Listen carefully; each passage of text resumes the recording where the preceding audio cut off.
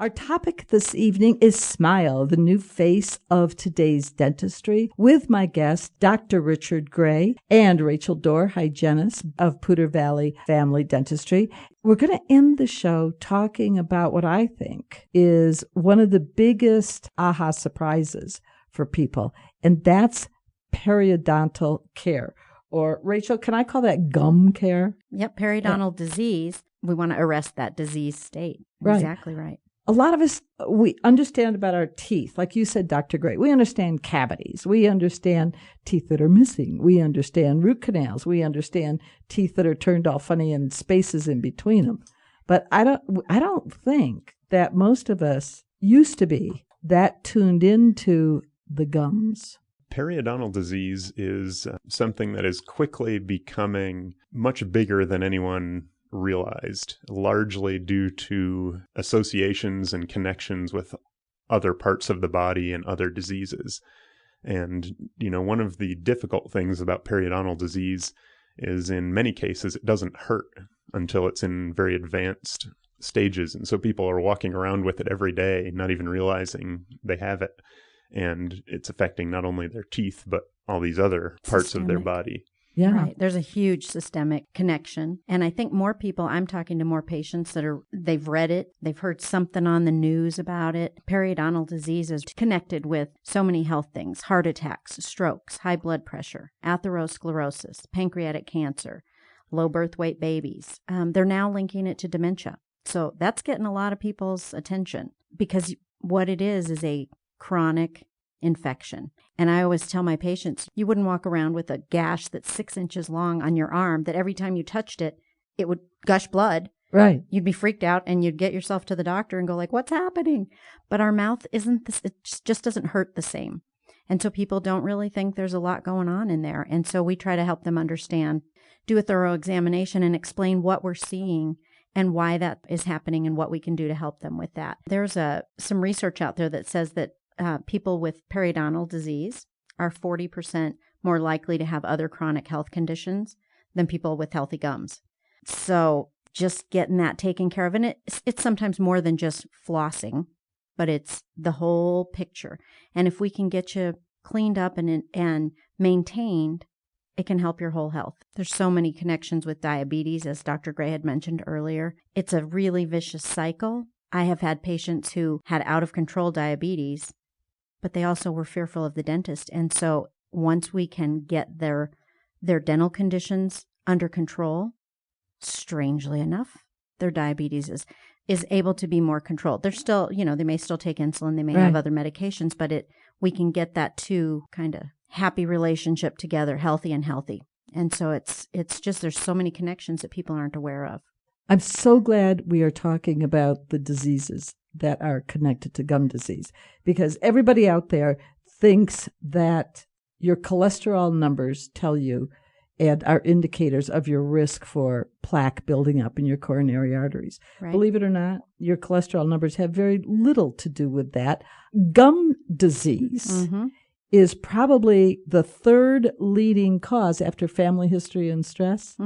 And sleep apnea and gum disease. Those are the top four that lead to atherosclerosis, as you said. Right. It's gum disease. And you mentioned it. The bacteria gets in to the bloodstream, turns into systemic inflammation, and it's just chaos. A chronic low-grade thing. And our body is constantly fighting that infection. You don't even necessarily feel well. Exactly. But you don't notice it because it's a slow progression. Right. And so there's so many things that we see, so many things where the outcome is just like, oh, let's get this straightened up and it can help you become a lot healthier. Yeah, it's huge. Periodontal care is huge. Dr. Gray, what are some of the early signs that we have periodontal disease? Because I know that a lot of us brush our teeth and we spit out blood and we truly think nothing of it. And we do that for years. Right. And you do it for long enough where you just think that's normal. Yeah, that's exactly. what happens when you brush your teeth. Yeah. But really that is one of the classic first signs of periodontal disease is brushing your teeth and having, the pink foam when you spit it out in the sink. Also, if you're flossing your teeth and you've always got bleeding when you floss, If you're, new to flossing, or if you don't do it very often, it's common to have your gums bleed for a few days or a week when you start, but they should stop bleeding after you get into the habit. But if they're chronically bleeding all the time, that's a good sign. Signs of more advanced red problems swollen gums. Sometimes you can just look in there and your gums are not that nice kind of pearly pink. They're bulbous and they're red and they're like just mad. Do those hurt? They can, but sometimes they don't. We just keep saying that because a lot of people think it's going to hurt. I'm fine. It doesn't hurt. It could be fiery red and you're so used to it that you don't know. And then we get people cleaned up and they're like, oh, this is so much better. But when you live with something chronic, you kind of get used to it. And it builds slowly, too, so people adapt to it. Right. It's not like it happens overnight. Right. But we very commonly have people come in after their periodontal therapy and they say, wow, this really does feel a lot better than I thought. I didn't realize I felt the way I did until it was gone. And, now I feel so much better. Sometimes receding gums, when people, you were saying long in the tooth. Right. That can be a sign of it. Recession isn't an age, it's not just, oh, I'm getting older, my mouth's changing. That's usually telling us something. I had receding gums, and I didn't know they were receding until my dentist told me they were. So do people ever notice receding gums on their own? They do. They do? They do. Sometimes it's sensitivity because part of your tooth that was never meant to see daylight that root is now getting exposed to temperature changes and acids on things that you eat and drink, and it zings people, and they're like, what's happening here?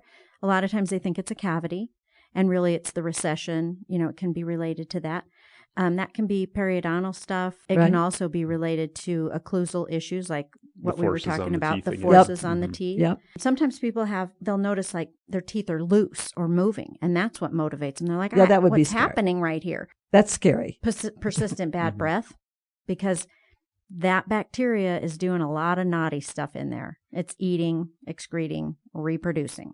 I know that sounds yucky. That's what's happening. That's a good visual. I'll tell you that. It's not, but it makes you realize that's really happening to all of us. And if you think about it, that's kind of yucky. There you go, everybody. That is your motivating visual for getting in there, get in any place, and get some periodontal care. So what are we talking about when we talk about periodontal care? My gums are bleeding every single time I brush and floss. So I heard this show and I think, I heard Dr. Gray say this isn't right. So I come in. What happens to me? So we're going to do a thorough exam of you, like Dr. Gray has mentioned before. And part of that is we measure and see what's happening around those teeth. By measuring the pockets that are there, it gives us a clue besides looking at x-rays. X-rays show us bone loss, and those pockets hold that bacteria.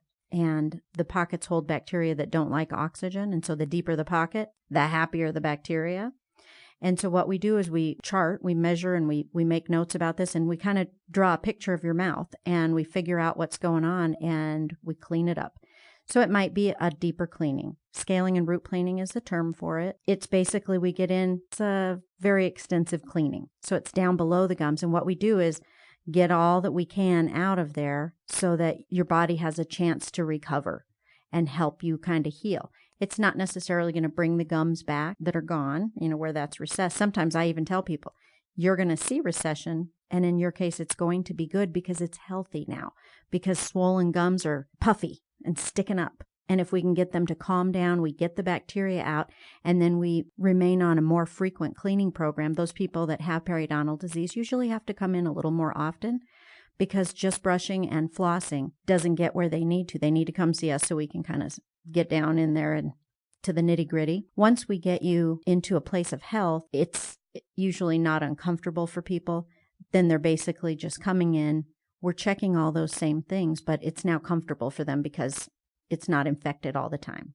Because infection hurts, and sometimes they don't know it, but once we clean it out, they start to recognize it like, whoa, I'm bleeding over here. Something's happening. Yeah, and what most people don't realize, too, is when they go for a regular dental cleaning, it's actually called a prophylactic cleaning. So that's designed to prevent disease. And the periodontal therapy, like the scaling and root planing procedure, is actually designed to address the disease or treat the disease. So that's kind of a way to think about the difference between those two things. Right. And then when they come after we've done the deeper cleaning, the scaling and root cleaning, the periodontal maintenance, we can't cure periodontal disease. We can maintain it. We want to get you back to a healthy state that we can maintain. And you may be able to maintain that your whole life.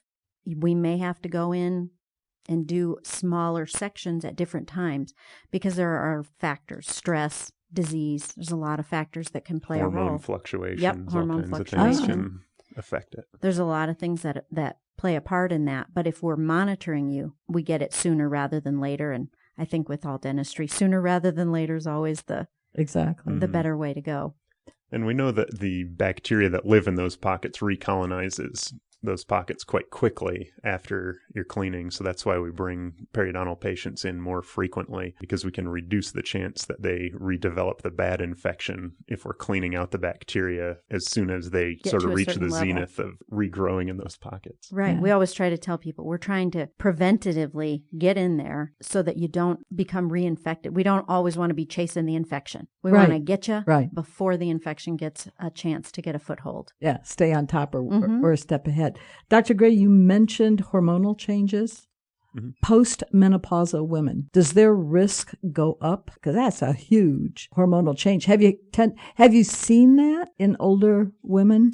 I have not seen it as much in older women. We actually tend to see it more in younger people. I'm not sure of the typical demographics, but that's what we tend to see at our office. What I tend to see more with older women is dry mouth problems for, a variety of reasons. And a lot of times it's medication related or if they've been through cancer treatment or something.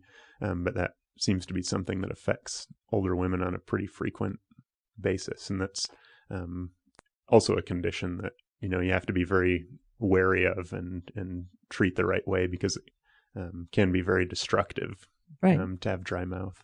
Through no fault of your own. I mean, if you're taking medications and you don't even know, some people don't know they have dry mouth because it doesn't feel like cotton mouth dry. It feels sticky or tacky. That can be dry mouth. And when you don't have the saliva flowing to help it cleans things out, but it also has enzymes that kill some of that bad bacteria. And if you don't have that, it allows the bacteria to go crazy in spots that you could have the best hygiene, but it's dry. So your body's just not doing what it needs to. And if we can't give it a little help, you can have things happen that really no fault of your own. And you're like, why am I getting decay all over the place? But you're doing all the right things. So that's part of coming in. That's why we like to see people every 6 months or whatever your course of treatment is. If it's every 3 months for a periodontal maintenance or whatever it might be. Again, we want to catch it early so we can say, hey, what's happening? I notice that when I'm working on my patients, and then we talk about it and say, what's changed? What's happening in your life that this is going on? And we can give them some ideas to take care of things before it gets out of hand. For our at-home hygiene maintenance, do you have a preference between flossing and water picking? I say whatever you're going to use. So some people prefer little plastic picks. Some people like floss. Some people like floss on a holder. Some people want a water pick. You need to get in there and clean in between the teeth and down along the gums. Your toothbrush doesn't get there. And so I say, whatever you want to use, do it. Because if you're using something, we see the difference rather than saying, oh, flossing's the only way. And if you don't floss, it's not happening. That doesn't work for a lot of people. So I want you to use whatever, I help motivate people with just some ideas. I give them little devices and say, hey, try this. It looks weird, but it might be the greatest thing for you, and it really does make a difference. I hear the word consistently in there after every sentence she said.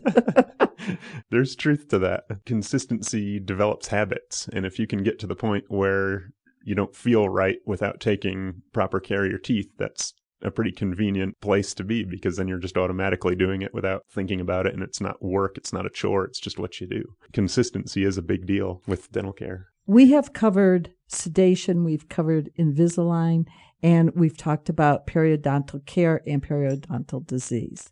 I'm going to ask both of you, what would you like our listeners to take away from this show? Rachel? I just like to have people turn awareness into action. If you don't know, why would you think about it? But if you get a little tidbit of information from this, see where it takes you, because knowledge leads to the action, and then you can just take control of your life and be healthier. Dr. Gray? I think to me, the important thing about how you think about your dental care is, you don't want to just think they're my teeth, whatever. They're realize that they are part of a chewing system, and they're part of your whole body, and they're part of your personality. And if you have problems with your teeth, you can have problems with all those things, and you can have trouble with all those things. And it's a valuable way to think that, your teeth are really an integral part of your whole body and your personality. And it's worth finding someone who you work well with and you trust to partner with you to help you take care of your teeth. And if you have certain things that you want for your teeth, it's important that whoever you're seeing for your care understands that and is helping you to get to that point. The relationship dentistry. That's right.